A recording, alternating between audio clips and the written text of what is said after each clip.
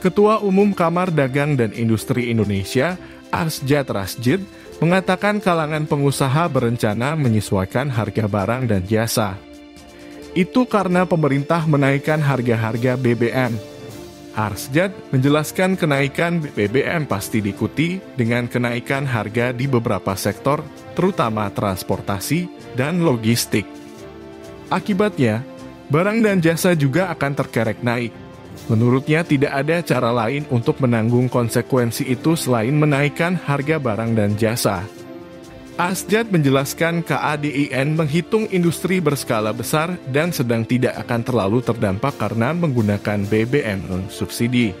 Namun, untuk skala UMKM tentu akan langsung menyesuaikan sehingga perlu insentif seperti subsidi bunga KUR, insentif pajak hingga permodalan. Menurutnya dampak kenaikan harga BBM ini juga bakal memengaruhi produktivitas perusahaan yang terancam mengalami penurunan jika dampaknya menggerus daya beli masyarakat.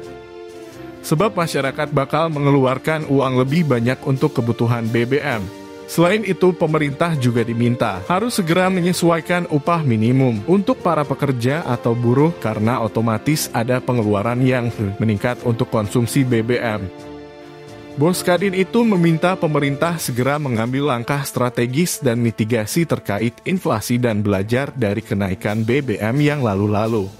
Berdasarkan data BPS, dampak kenaikan harga BBM pada 2005 mendorong inflasi mencapai 17%. Sementara itu, saat kenaikan harga BBM pada 2013, besaran inflasi 8,38% dan pada 2014 sebesar 8,36%.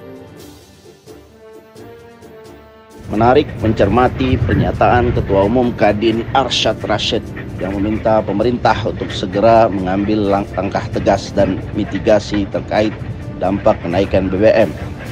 Menurutnya, pemerintah perlu belajar dari kenaikan BBM yang lalu-lalu dan apa dampaknya terhadap inflasi dan kehidupan masyarakat. Menurut Arsjad, akibat kenaikan BBM ini, pemerintah harus menaikkan upah minimum sejalan dengan inflasi yang melonjak. Tapi apakah perusahaan mampu melakukan hal tersebut dalam situasi yang sulit ini? Hal inilah yang sejak awal sudah kami ingatkan terkait kenaikan BBM ini, bagaimana dampaknya terhadap inflasi dan daya beli masyarakat. Kenaikan harga BBM bersubsidi dari 7.650 ke 10.000 sangat besar sekali. Kenaikan ini di satu sisi membuat berbagai harga menjadi naik, sementara di sisi lain menurunkan daya beli masyarakat. Akibat dari kenaikan ini sudah sangat dirasakan oleh masyarakat yang terdampak, terutama masyarakat kecil di bawah yang sebagian besarnya bekerja pada sektor informal.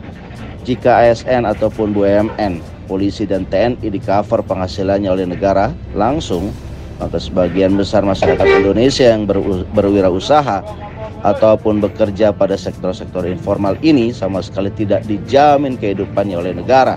Padahal jika kita membaca konstitusi negara kita, orang miskin dan anak terlantar dipelihara oleh negara.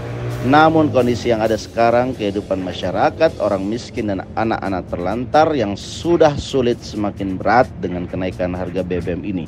Masihkah pemerintah peduli nasib mereka?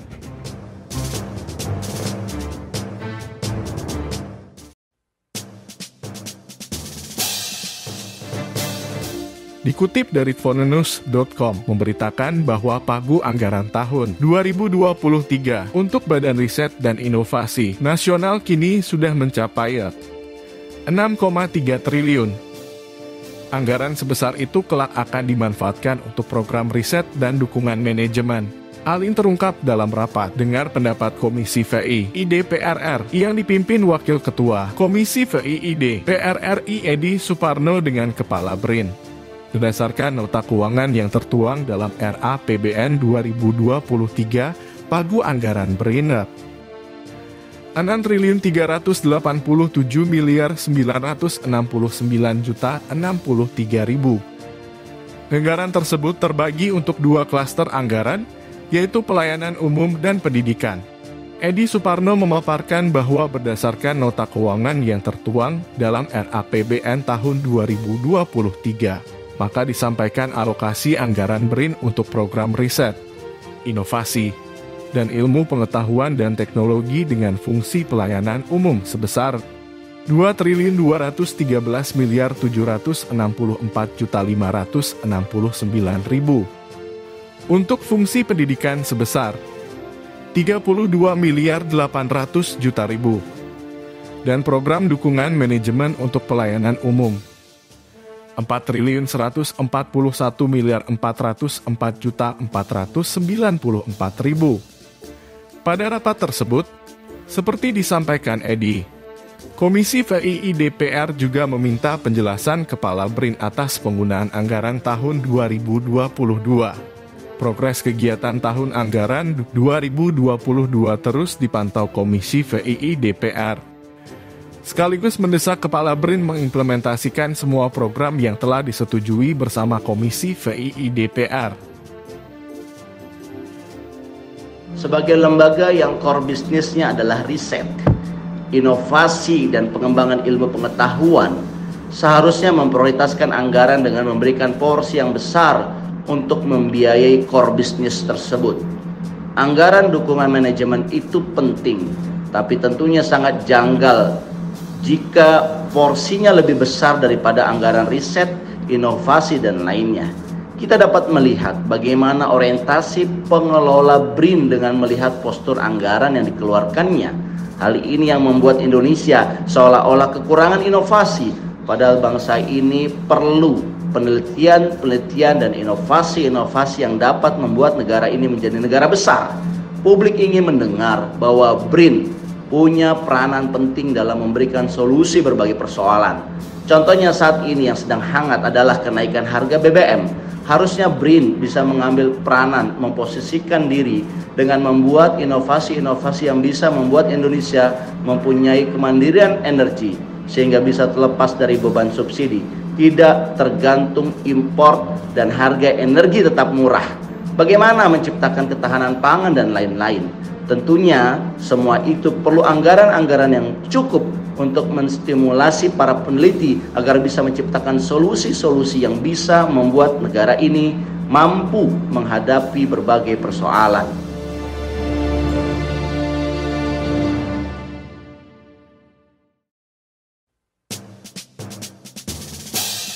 Poster untuk menyuarakan tuntutannya yang menolak kenaikan harga BBM. Pukul 16.00 waktu Indonesia Barat, massa dari Badan Eksekutif Mahasiswa Tanah Air datang. Massa dari mahasiswa kemudian beririsan dengan massa dari GNPR. Alpar Al-Fauzan, Koordinator Pusat Badan Eksekutif Mahasiswa Tanah Air, sowan ke massa aksi GNPR. Mahasiswa juga bubar pada pukul 17.00. 9 hari pasca pemerintah menaikkan harga BBM, demonstrasi menolak harga kenaikan BBM terus berlangsung. Senin kemarin, berbagai elemen di Jakarta melakukan demonstrasi menolak kenaikan harga BBM. Dari mahasiswa, buruh, ormas, keagamaan, melakukan demonstrasi di sekitar Istana Negara menolak kenaikan harga BBM. Elemen-elemen ini menganggap bahwa kenaikan harga BBM ini sangat memberatkan rakyat Indonesia. Penolakan yang terus terjadi ini bukan tanpa alasan. Ini terjadi karena dampak kenaikan ini memang sangat dirasakan berat oleh mayoritas rakyat Indonesia. Demonstrasi-demonstrasi yang terus berlanjut menolak kenaikan BBM ini adalah aspirasi masyarakat yang merupakan hak konstitusi setiap warga negara. Terus berlanjutnya demonstrasi ini menunjukkan bahwa kenaikan harga BBM ini ditolak luas oleh masyarakat. Pemerintah harusnya melihat realitas yang ada, bahwa kenaikan harga BBM ini ditentang luas oleh masyarakat dan dampaknya pun akan sangat dirasakan berat oleh masyarakat, dan harusnya pemerintah membuka matanya lebar-lebar bahwa kebijakan ini adalah kebijakan yang ditentang luas oleh banyak publik dan harusnya pemerintah sadar.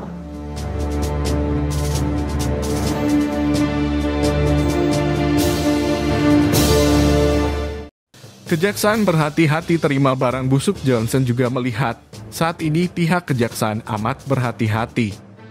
Berbeda halnya dengan Komnas HAM, merupakan lembaga yang hanya memberikan rekomendasi. Tunggu tanggal mainnya. Kini Johnson dan tim masih menginvestigasi soal rekening, handphone kliennya, dan keterlibatan saat kasus. Ia menegaskan Indonesia adalah negara hukum, bukan negara bandit. Sehingga apa yang terjadi harus dipertanggungjawabkan.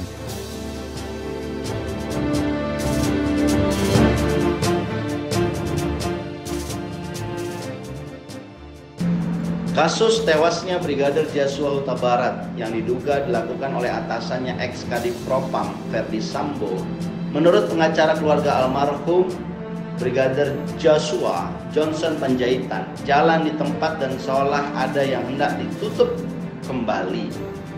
Banyak hal-hal substansial dalam kasus ini seperti obstruction of justice, satgasus, senjata, keterlibatan 100 orang personel aktif kepolisian tidak diungkap secara jelas dan transparan. Tapi justru tiba-tiba yang muncul adalah uji kebohongan atau lie detector yang merupakan hal yang tidak substansial dalam penanganan dan pengungkapan kasus ini. Hal tersebut tidak pro justisia dalam kasus ini. Yang lebih banyak diperhatikan dalam kasus ini adalah lebih pada soal etik personilnya dan hukumannya, tetapi tidak pada bagaimana detail obstruction justice yang terjadi.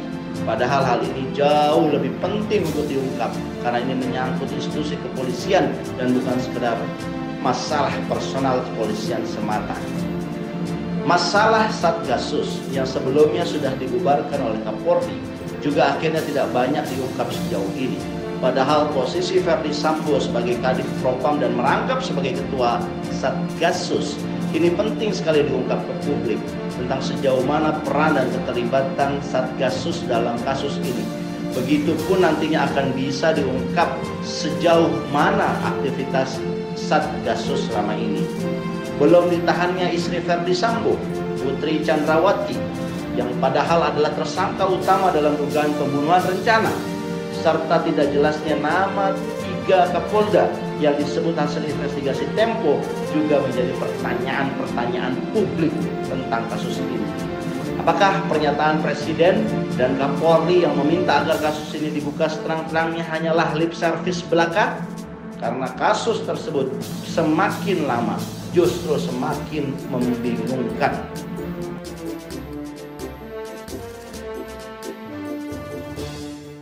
Gubernur Sumut ini seorang negarawan yang baik. Dia meninggalkan rapat paripurna DPRD Sumatera Utara untuk menemui sendiri massa yang berunjuk rasa dengan penuh empati sehingga permasalahan rakyat dianggap sebagai prioritas. Yang patut diapresiasi adalah dia akan merealokasi anggaran yang tidak prioritas seperti perjalanan dinas, rapat, dan lain-lain untuk dialihkan menjadi dana bantuan sosial. Harusnya Presiden dan Menteri Keuangan mempunyai pemikiran yang sama, karena saat ini terkesan bahwa pengurangan subsidi BBM adalah untuk menyelamatkan proyek-proyek mercusuar yang proyeksi benefitnya lemah seperti proyek IKN dan kereta api cepat. Apalagi banyak institusi dan jabatan yang tidak penting dan hanya menghabiskan APBN seperti BPIP dan kiprahnya pun dipertanyakan publik.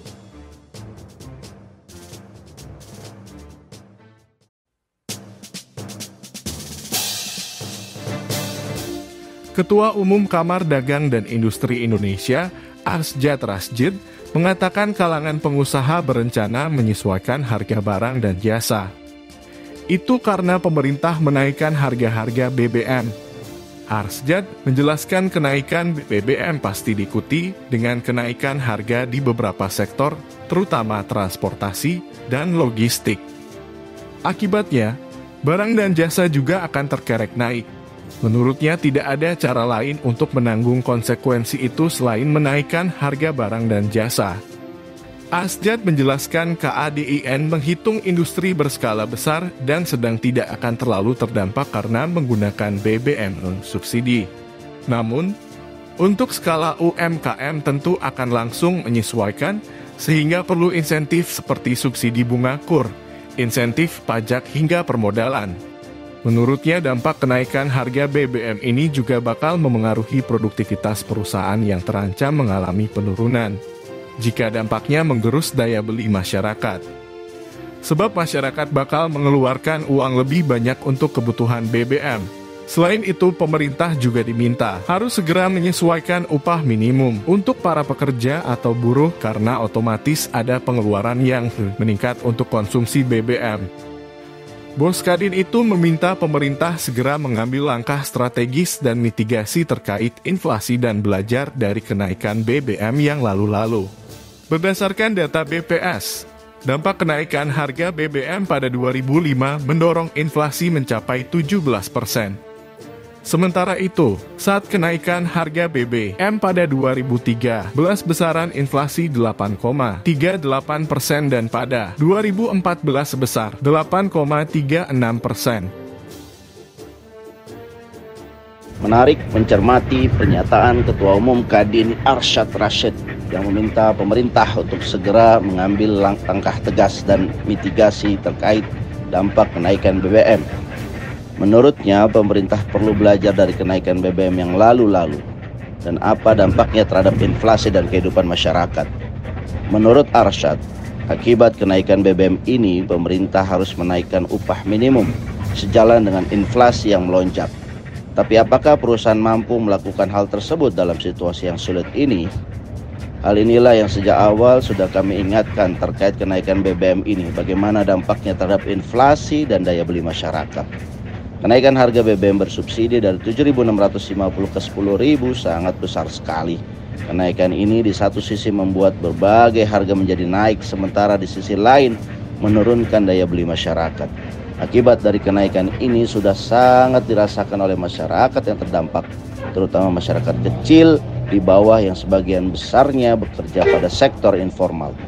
Jika ASN ataupun BUMN, polisi dan TNI di-cover penghasilannya oleh negara langsung, maka sebagian besar masyarakat Indonesia yang berwirausaha ataupun bekerja pada sektor-sektor informal ini sama sekali tidak dijamin kehidupannya oleh negara. Padahal jika kita membaca konstitusi negara kita, orang miskin dan anak terlantar dipelihara oleh negara. Namun kondisi yang ada sekarang, kehidupan masyarakat, orang miskin dan anak-anak terlantar yang sudah sulit semakin berat dengan kenaikan harga BBM ini. Masihkah pemerintah peduli nasib mereka?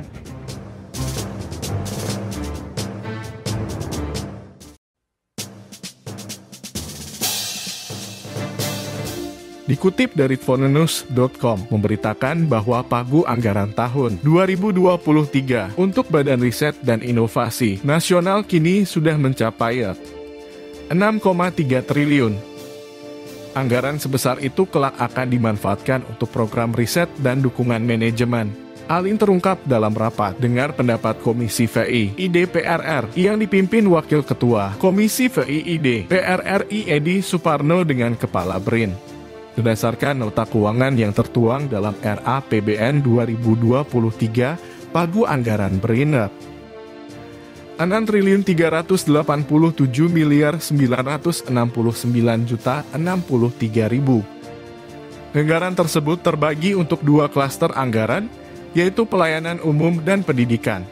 Edi Suparno memaparkan bahwa berdasarkan nota keuangan yang tertuang dalam RAPBN tahun 2023, maka disampaikan alokasi anggaran BRIN untuk program riset, inovasi, dan ilmu pengetahuan dan teknologi dengan fungsi pelayanan umum sebesar Rp2.234.569.000. Untuk fungsi pendidikan sebesar Rp32.800.000.000.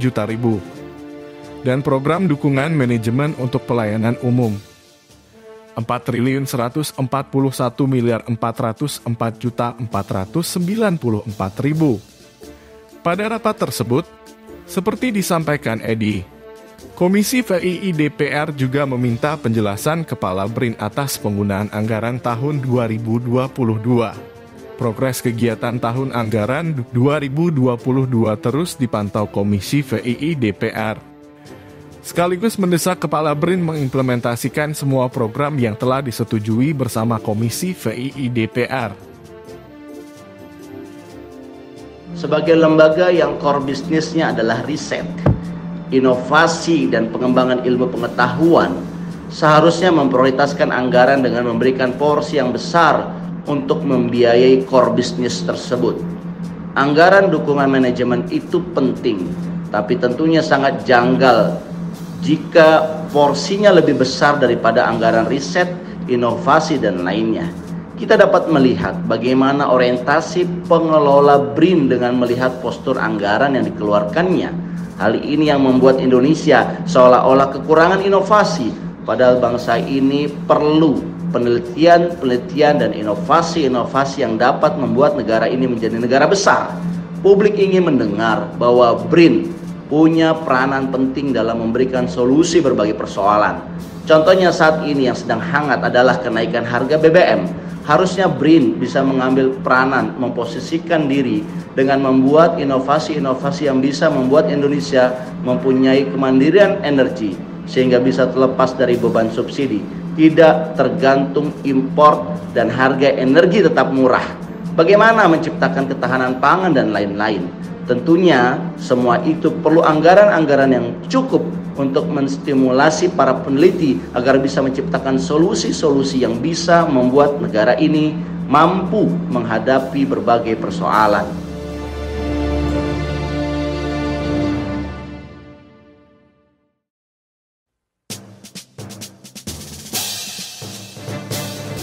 Sembilan hari setelah Presiden Jokowi menaikkan harga BBM pada 3 September lalu, hari ini berbagai kelompok masyarakat masih terus menyampaikan penolakan atas keputusan tersebut. Hari ini misalnya, setidaknya 3 elemen masyarakat turun ke jalan menggelar demo ke Istana Presiden. Seperti protap yang sudah berlaku sebelumnya, massa yang menggelar demo hanya bisa menyampaikan aspirasinya. Kelompok masyarakat yang hari ini menggelar demo menolak kenaikan harga BBM adalah Konfederasi Serikat Pekerja Seluruh Indonesia, Badan Eksekutif Mahasiswa Tanah Air, dan Presidium Alumni 212. Pukul 10.30 massa dari KSPSI se-Jabodetabek membanjiri patung kuda sampai pukul 13.30. Mereka juga sempat ditemui oleh Kepala Sekretariat Negara Heru Budi Hartono. KSPSI juga menyampaikan petisi tuntutan yang berisi penolakan terhadap kenaikan BBM, pencabutan Omnibus Law, perlindungan terhadap pekerja migran, dan upah layak. Selanjutnya pukul 13.30 waktu Indonesia Barat. Massa dari GNPR atau Gerakan Nasional Pembela Rakyat bergantian mengeruduk patung kuda. Demonstrasi ini digelar sampai pukul 17.00 waktu Indonesia Barat. Masa ini banyak diisi oleh kelompok PA 212 dan Front Persaudaraan Islam serta kelompok alumni UI. Mereka datang dengan membawa sejumlah spanduk dan poster untuk menyuarakan tuntutannya yang menolak kenaikan harga BBM. Pukul 16.00 waktu Indonesia Barat, massa dari Badan Eksekutif Mahasiswa Tanah Air datang. Massa dari mahasiswa kemudian beririsan dengan massa dari GNPR. Alpar Al-Fauzan, Koordinator Pusat Badan Eksekutif Mahasiswa Tanah Air, sowan ke massa aksi GNPR. Mahasiswa juga bubar pada pukul 17.00. 9 hari pasca pemerintah menaikkan harga BBM, demonstrasi menolak harga kenaikan BBM terus berlangsung. Senin kemarin, berbagai elemen di Jakarta melakukan demonstrasi menolak kenaikan harga BBM. Dari mahasiswa, buruh, ormas, keagamaan, melakukan demonstrasi di sekitar Istana Negara menolak kenaikan harga BBM. Elemen-elemen ini menganggap bahwa kenaikan harga BBM ini sangat memberatkan rakyat Indonesia. Penolakan yang terus terjadi ini bukan tanpa alasan. Ini terjadi karena dampak kenaikan ini memang sangat dirasakan berat oleh mayoritas rakyat Indonesia. Demonstrasi-demonstrasi yang terus berlanjut menolak kenaikan BBM ini adalah aspirasi masyarakat yang merupakan hak konstitusi setiap warga negara. Terus berlanjutnya demonstrasi ini menunjukkan bahwa kenaikan harga BBM ini ditolak luas oleh masyarakat. Pemerintah harusnya melihat realitas yang ada, bahwa kenaikan harga BBM ini ditentang luas oleh masyarakat dan dampaknya pun akan sangat dirasakan berat oleh masyarakat. Dan harusnya pemerintah membuka matanya lebar-lebar bahwa kebijakan ini adalah kebijakan yang ditentang luas oleh banyak publik dan harusnya pemerintah sadar.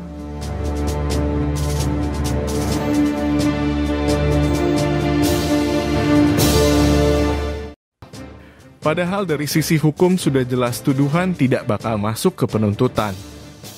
Kejaksaan berhati-hati terima barang busuk. Johnson juga melihat saat ini pihak kejaksaan amat berhati-hati.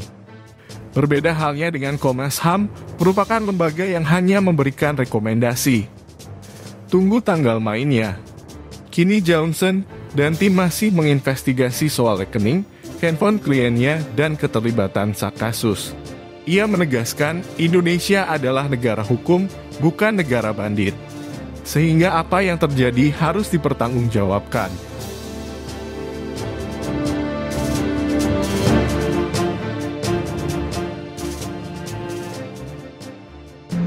Kasus tewasnya Brigadir Joshua Huta Barat yang diduga dilakukan oleh atasannya ex-Kadif Propam Ferdi Sambo, menurut pengacara keluarga almarhum Brigadir Joshua, Johnson Panjaitan, jalan di tempat dan seolah ada yang hendak ditutup kembali. Banyak hal-hal substansial dalam kasus ini seperti obstruction of justice, satgasus, senjata, keterlibatan 100 orang personel aktif kepolisian tidak diungkap secara jelas dan transparan. Tapi justru tiba-tiba yang muncul adalah uji kebohongan atau lie detector yang merupakan hal yang tidak substansial dalam penanganan dan pengungkapan kasus ini. Hal tersebut tidak pro justisia dalam kasus ini.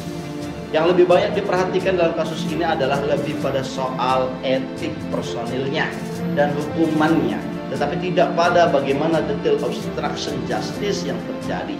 Padahal hal ini jauh lebih penting untuk diungkap karena ini menyangkut institusi kepolisian dan bukan sekedar masalah personal kepolisian semata.